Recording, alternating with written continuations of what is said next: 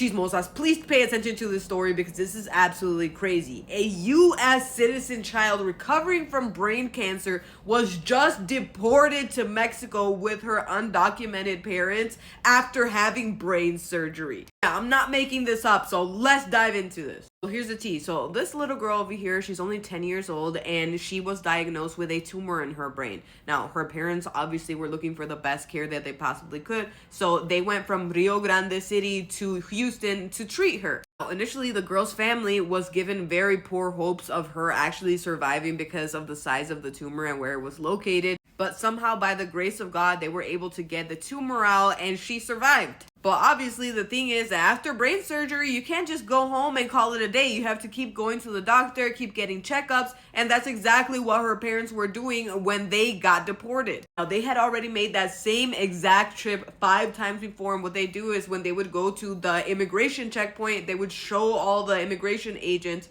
the paperwork and everything for the little girl, showing that she had to go to the hospital, and that's how they would let them through the checkpoint. And this time it was obviously not enough, and they immediately detained them. Now, they were trying to explain like, hey, you know, we need to get there for my daughter, it's for her health, and they were just obviously having none of it. Now, it's imperative for this little girl to get her treatment because even though they were able to remove that tumor, there's still a massive amount of swelling in the little girl's brain. And obviously, when you have that amount of swelling in your brain, it causes a bunch of difficulties. Specifically for this little girl, it was problems with speech and mobility of the right side of her body. Now, imagine detaining a family that are literally just trying to get help for their daughter. Of course, a lot of people have been trying to shed light on this and trying to make sure that this little girl gets a life-saving help that she needs. But in the meantime, Border Protection is just like, you know what, for privacy reasons, we do not comment on individual cases. But of course, they did comment on it and they said that the reports of the family situation are inaccurate because when someone is given expedited removal orders and chooses to disregard them,